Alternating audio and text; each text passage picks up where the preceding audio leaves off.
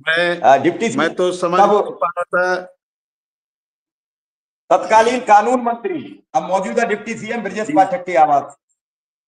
जी जी जी, 1 जनवरी 2022 था वो जी। तो पहली मुलाकात हुई थी, और जब आपसे मिला तो काफी भाव विभोर हो गया, और आपको मोबाइल में देखता था, टीवी में देखता था, और उस दिन साक्षात जब देखा तो एक अलग प्रकार का अनुभव होता है। और कल देखिए मेरे पास दिल्ली यूनिवर्सिटी के एक असिस्टेंट प्रोफेसर का फोन आया। उन्होंने फोन किया, उनकी सिस्टर शामली जनपद में है, अनुदेशक है, उनके पति आईबी में हैं गाजियाबाद में।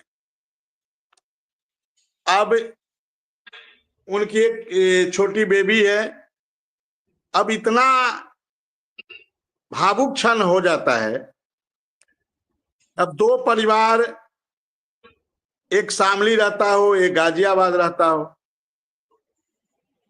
छोटी बेबी है, उसकी सेवा, उसकी देखरेख, मतलब कितनी बड़ी जिम्मेदारी महिलाओं पे हो रही है। महिला अनुदेशक की बात मैं कह रहा हूं, और शिक्षा मित्र में भी ऐसे बहुत सारे लोग हैं, और इसमें कहीं कोई आर्थिक समस्या भी नहीं है, कहीं कोई पैसे का लेन देन नहीं है, पैसे का हेर फेर नहीं है, एक पैसा न लगना है, न लेना है, न देना है। हालांकि इस पे भी काम चल रहा है।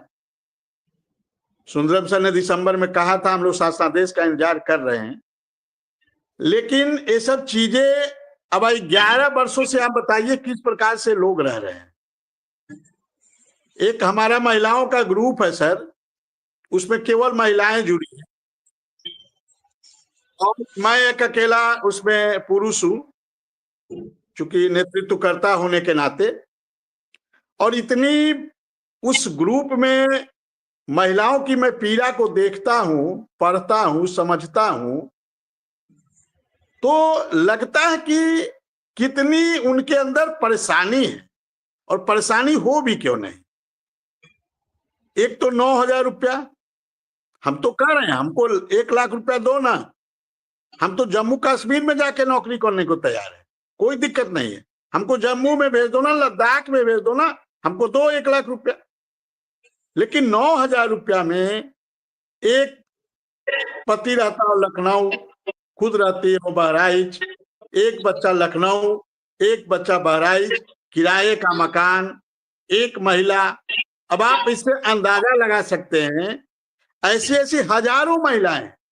और मैंने 926 लोगों की लिस्ट, जो 8 अक्टूबर को माननीय बेसिक शिक्षा मंत्री जी के साथ बैठक हुई थी, मैंने वो पूरी फाइल, जिसमें 926 ऐसी महिलाएं हैं, जब हमने ऑनलाइन के माध्यम से लोगों से जानना चाहा, उन महिलाओं से, कि कौन कौन ऐसी पीड़ित महिलाएं हैं जो अपने पति से दूर है, अपने ससुराल से दूर है, तो 926 लोगों ने उस पे उसको भरा।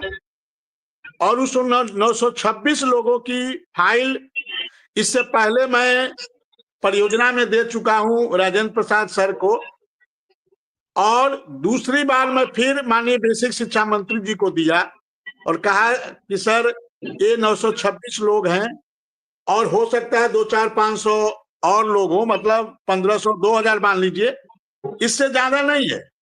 1500 से 2000 से ज्यादा लोग नहीं है। अब यदि इनको सरकार इनके ससुराल भेज दे, जहां इनके पति रहते हैं वहां भेज दे, तो पहली बात तो होगा इनका खर्चा बचेगा, दूसरी होगी इनकी मानसिक स्थिति सही हो जाएगी। इसलिए सही हो जाएगी क्योंकि देखिए, जब परिवार से व्यक्ति दूर रहता है ना, तो उसके मन में अजब अजब प्रकार की चिंताएं सताती रहती है।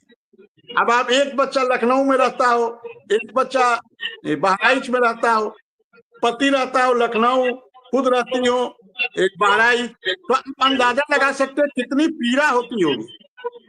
और यदि यही परिवार एक साथ रहेगा तो मानसिक स्थिति भी सही हो जाएगा, खुशी खुशी जीवन यापन होगा, पूरा परिवार एक साथ रहेगा।